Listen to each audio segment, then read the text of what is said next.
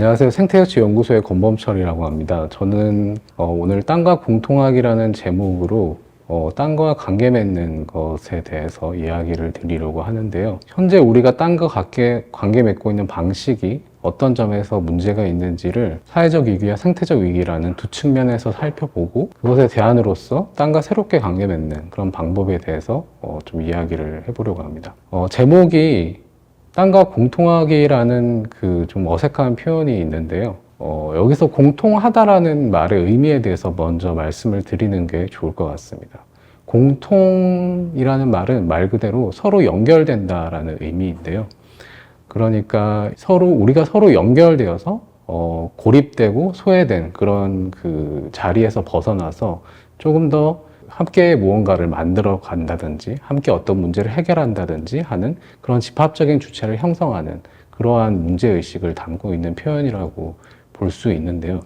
이거는 공동과도 약간 다릅니다. 우리가 흔히 공동체라고 할 때 그 공동은 문자 그대로의 의미에서는 서로 동일하다는 의미가 있지만 공통이라는 것은 꼭 서로 동일할 필요는 없는 것이거든요. 그러니까 우리가 꼭 같을 필요는 없지만 그렇다고 해서 굉장히 고독한 방식으로 홀로 있는 것도 아니고 서로 연결된 방식으로 우리가 좀 더 다른 인간이 될 수 있다라는 것에 대한 문제의식을 담고 있습니다. 그런데 땅과 공통학이라고 하는 말의 의미에서 우리가 짐작할 수 있는 것처럼 그런 우리가 서로 연결되는 대상이 단지 인간만이 아니라 땅 혹은 자연, 더 넓게는 그 자연 속의 모든 만물들까지 우리가 서로 연결되어야 할 필요성에 대해서 좀 이야기하기 위해서 다소 어색하지만 이런 표현을 좀 쓰고 있습니다. 그럼 먼저 땅과 우리가 현재 맺는 관계에 대해서 좀 말씀을 드리고 싶은데요. 사실 땅이라는 것은 그 인간이 그 땅이 없다면 할 수 없을 만큼 사실 굉장히 절대적인 어떤 것이죠. 예. 그래서 우리가 흔히 땅을 소유한다. 그리고 우리는 그런 관념이 현대인에게는 굉장히 익숙하지만 사실 어떻게 생각하면 그건 굉장히 이상한 일입니다. 우리가 땅을 소유하는 것이 어떻게 가능할까라는 걸 생각해 보면 사실은 우리가 땅에 속하는 거지 우리가 땅을 소유할 수는 없는 거죠, 사실은. 네. 그렇지만 사실은 이제는 우리가 이런 생각이 너무 익숙하고 사실 우리가 늘 일상적으로 하는 행위이기도 하죠. 땅을 사고 판다라는 거. 그리고 그것은 우리가 잘 알고 있는 것처럼 뭐 투기의 대상이 되기도 하고요. 네. 그렇지만 이게 늘 그랬던 것은 아니고 근대 이전의 존재들에게는 그것은 굉장히 이상한 어떤 생각이었습니다. 그러니까 여기서 제가 예로 들고 있는 것처럼 아메리카 원주민들에게는 땅을 소유한다라고 하는 관념? 굉장히 어색한 일로 여겨졌고, 그래서 땅을 소유한다는 생각은 마치 하늘에 있는 구름을 소유하는 것과 마찬가지의 그런 생각처럼 여겨졌습니다. 그런데 어떻게 해서 그러면 이렇게 우리가 땅을 소유한다 생각이 익숙해졌는가라는 생각을 우리가 좀 거슬러 올라가 보면 많은 이제 사람들의 논지에서 그런 점들을 우리가 발굴할 수 있겠지만 여기서 존 로크의 그런 통치론에 대한 통틀어서 나오는 이야기들을 좀 살펴보면 로크는 이제 신이 땅을 혹은 자연을 인간에게 이제 공유물로 그러니까 공통의 것으로 주었다라고 이야기합니다. 그러니까 지금 여기서 제가 잠깐 읽어보면 모든 것이 모든 인간에게 인간의 부양과 안락을 위해서 주어졌다라는 거죠. 사실은 굉장히 인간 중심주의적인 생각이긴 하지만 어쨌든 그 문제는 차치하고 그런데 우리가 인간이 이 생명을 유지하기 위해서는 무언가를 먹어야 되잖아요. 그러니까 어떤 물질적인 신진대사의 활동이 필요하고 그러기 위해서 자연에 있는 것으로부터 그러니까 공통의 것으로 속해 있는 것에서 무언가를 빼내와서 우리가 그것을 먹어야 살 수 있다라는 거죠. 가장 기본적으로는. 그렇기 때문에 로크가 생각한 것은 우리가 자연 속에서 살아가기 위해서는 공통의 것을 내 것으로, 사적인 것으로, 사유물로 전환해야 한다라는 것이 그의 생각이었습니다. 그러기 위해서는 그럼 어떻게 해서 공통적인 것이 사적인 것이 되느냐? 그것은 바로 로크의 생각에 따르면 인간이 자신의 노동을 투여하면 그건 자신의 것이 된다라는 거예요. 그러니까 어떤 자연의 열려있는 사과 열매는 모든 인간의 공통의 것이지만 내가 사과를 키우기 위해서 나무를 가꾸고 물을 주고 보살피고 하는 그런 과정을 투입을 하면 열매인 사과, 이 하나의 사과는 바로 사람의 것이 된다. 그러니까 사람의 사유물이 된다. 그렇게 생각했습니다. 그러니까 그러한 생각들이 마찬가지로 땅에 대해서도 적용이 되는 거죠. 그러니까 그러한 것들이 이제 소유를 정당화하는 어떤 논리의 어떤 출발점으로 우리가 이해할 수 있고, 우리에게는 기본적으로 그러한 생각들이 굉장히 익숙합니다. 그래서 우리가 그냥 단순히 일상을 살아가기 위해서 나에게 필요한 것은 무언가 화폐로 무언가를 구매해서 나의 것으로 만든 다음에 그렇게 해서 나의 의식주를 위해서 사용하는, 그렇게 해야만 내가 살아갈 수 있다는 생각이 너무나도 당연한 것으로 여겨지는 거죠. 그러니까 우리는 구매와 소유의 그런 과정들이 원활하게 이루어질 때 우리는 자유롭다고 느끼죠. 만약에 우리가 돈이 없어서 무언가를 살 수 없고, 그래서 내가 무언가를 먹을 수 없고 잘 곳을 구할 수도 없다면 나는 아마도 굉장히 자유롭지 못하고 굉장히 빈곤하고 궁핍한 생활을 하고 있다고 느낄 것이 분명합니다. 그런데 이러한 생각은 우리에게 너무나 익숙하지만, 그러니까 무언가를 소유해서 내가 자유를 누릴 수 있다는 생각, 특히 이제 어떤 궁극적인 그 대상으로서의 땅을 소유함으로써 내가 자유로울 수 있다는 생각은 너무나도 우리에게 당연하고 보편적인 어떤 생각이 되었지만, 아까 예로 들었던 그런 원주민들에게는 사실 어떤 자유라고 하는 것은 사유재산의 부정과 관련되어 있으니까, 그러니까 사유재산이 없는 상태가 오히려 자유로운 상태라는 거죠. 그럼 이렇게 정반대의 생각, 사유재산에 기초해야만 우리가 자유로울 수 있다는 생각, 혹은 사유재산에 그런 기초하지 않아야만 우리가 자유로울 수 있다는 생각이, 이러한 대립적인 생각이 어떻게 해서 가능하게 되었는가? 그러니까 우리가 그러한 이 대립적인 사고를 우리가 어떻게 이해해야 할까? 그게 우리에게 지금 굉장히 중요한 문제로 보입니다. 그러면 역사적으로 그러한 이 땅이라고 하는 것이 어떻게 사유물이 되었는가라는 것을 먼저 좀 살펴보면, 아까 로크는 우리가 노동을 투여해서 그 대상을 자신의 것으로 사유물로 만들 수 있다라고 생각을 했지만, 실제 역사에서는 공통적인 것이, 그러니까 공유물이 혹은 우리가 요즘 많이 쓰는 그런 커먼즈라는 것이 사적인 것이 되기 위해서는, 그러니까 소유할 수 있는 재산이 되기 위해서는 어마어마한 폭력이 필요했습니다.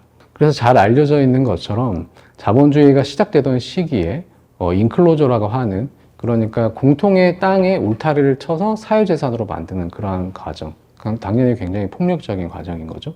그 안에서 살고 있는, 그 땅에 기대어서 살고 있던 사람들을 내쫓고 특정인만 이용할 수 있는, 특정인이 특정한 용도로만 이용할 수 있도록 땅에 울타리를 치는 행위를 통해서 땅이 사유물로 전환이 되었고, 그 과정을 통해서 자신이 삶을 위해서 기댈 것을 잃어버린 사람들이 도시로 가서 자신의 몸뚱아리 외에는 아무것도 팔 것이 없는 사람, 다시 말해서 도시 노동자, 프롤레타리아 계급이 되었습니다.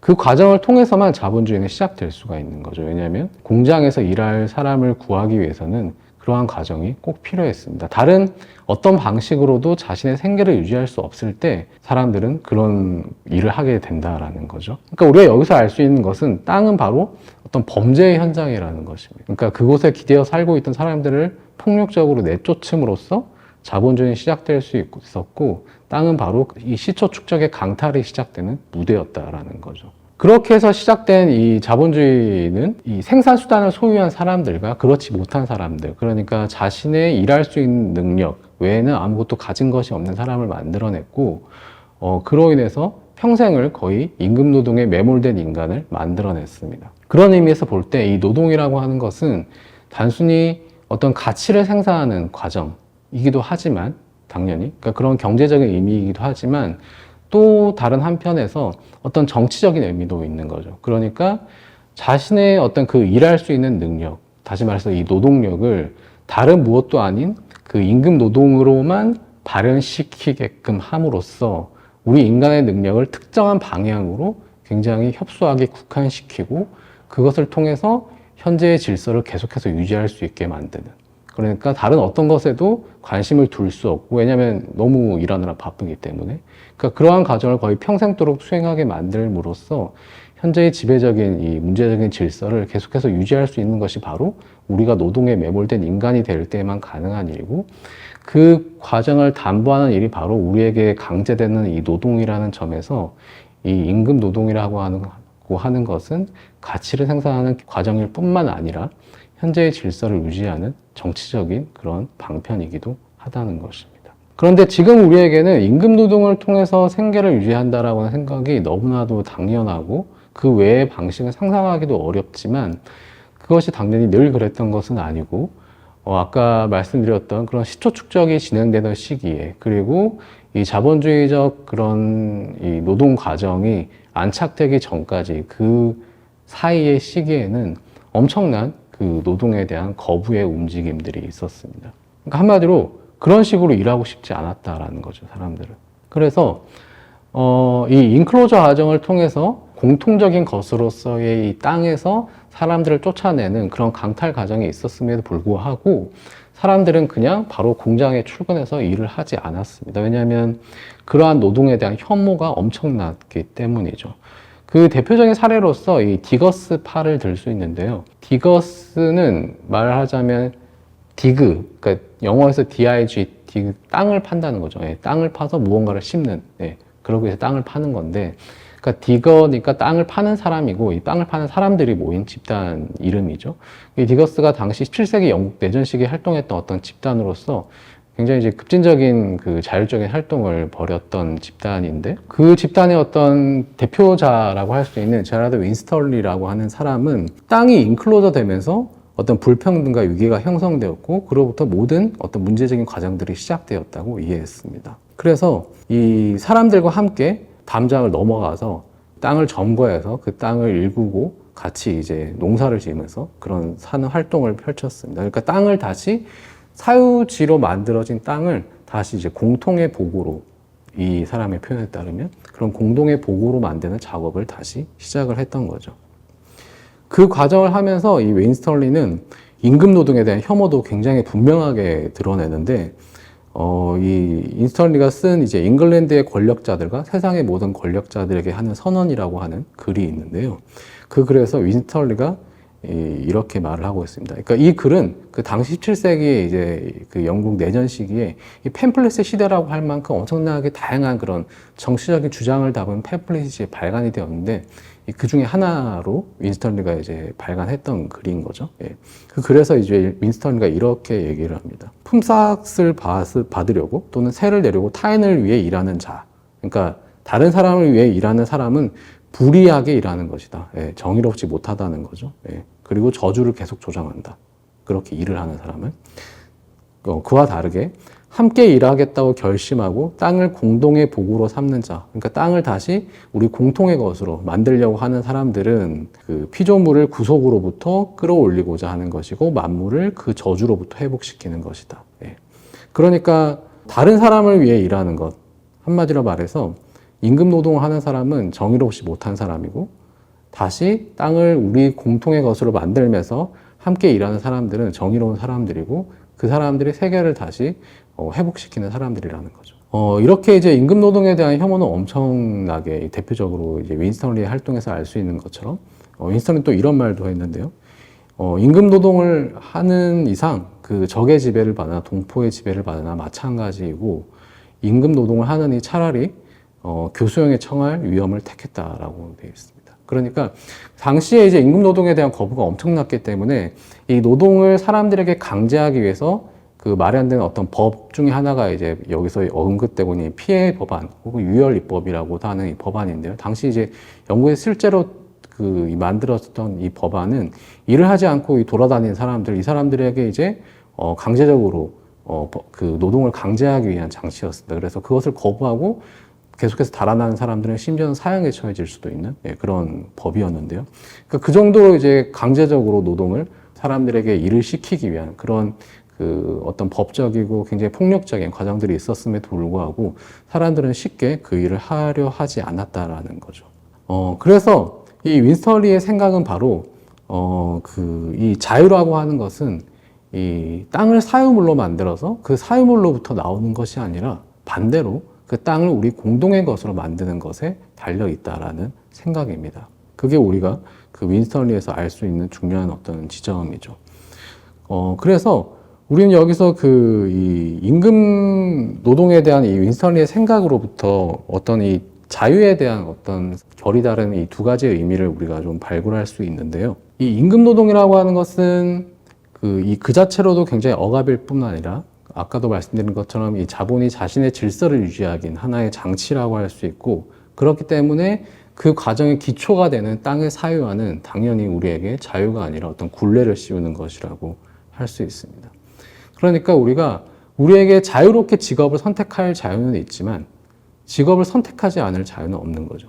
왜냐하면 그러면 이제 굶어 죽게 되니까요. 그러니까 그러한 의미에서 이 자유라는 것을 우리가 두 가지 의미에서 이해할 수 있는데, 네그리와 하트는 이 탈거와 해방을 구별을 하면서 이 탈거의 경우에는 어떤 정체성의 자유, 그러니까 내가 지금 예를 들면 이 임금 노동자로서 누릴 수 있는 어떤 권리라든지 그런 것에 대한 내가 노동자로서 계속 있을 수 있는 자유, 이를테면 직장에서 잘리지 않고 내가 노동자로서 다른 불평등한 그 어떤 억압을 당하지 않으면서 일을 잘할 수 있는 그런 자유와 관련된 문제라면, 물론 그것도 굉장히 중요한 문제죠. 그게 탈거의 의미라면, 해방이라고 하는 것은 그와 다르게 내가 되고 싶은 것이 될 수 있는 자유, 자기 결정, 훨씬 더 자율적이고 내가 원하는 것이 될 수 있는 그러한 자유를 가리킵니다. 이것은 아까도 말씀드렸던 것처럼 우리에게 직업을 선택하지 않을 자유는 없다라고 했을 때 우리에겐 지금 현재 존재하지 않는 자유라고 할 수 있는 거죠. 이 해방으로서의 자유라고 하는 것은 바로 이 땅의 사유화가 아니라 그 반대, 땅을 공통의 것으로 만드는 과정을 통해서만 시작될 수 있다라는 것을 윈스턴 리가 우리에게 알려주고 있는 거죠. 그러니까 우리는 우리의 이 생명을 재생산하기 위해서 우리에게 지금 임금 노동에만 의존하는 삶이 너무나 당연하지만, 그 과정 자체가 우리에게 단순히 억압의 뿐이라면 우리에게는 그럼 그로부터 벗어나기 위해서는 뭔가 다른 기댈 것이 필요하고, 그러한 다른 기댈 수 있는 것을 만드는 과정이 바로 제가 여기서 땅과 공통학이라는 말로 표현하고자 하는 것입니다. 그게 이제 지금 여기서도 지금 알 수 있는 것처럼 땅이라고 하는 것, 그러니까 어떤 물질적인 기반이 우리에게 그러니까 절대적으로 필요하다라는 생각과 연결되어 있는 건데요. 그러니까 이러한 주장들을 이미 여러 이제 페미니스트 이론가 활동가들이 이미 주장을 한 바 있습니다. 특히 제가 이 글에서 참조하고 있는 마리아 로사 달라코스타라든지 실비아 페데리치 같은 이런 사람들은 우리가 물질적인 재화, 그러니까 특히 땅으로 대표될 수 있는 그런 물질적인 재화를 우리가 집합적으로 다시 공통의 것으로 만들므로써 우리 삶의 기반으로 새롭게 구성해 나가야 된다는 거예요. 그게 바로 우리가 지금 굉장히 억압적이고 이 노예와 같은 그런 삶에서 벗어날 수 있는 가장 기초적인 조건이라고 얘기합니다. 그러니까 우리가 그러한 과정을 시작하지 않았을 때 우리가 이제 겪을 수밖에 없는 문제 한 가지가 바로 여기서 지금 언급하고 있는 우리에게 어떤 의도하지 않게 우리가 범죄에 연루되는 상황을 우리가 얘기할 수 있는데요.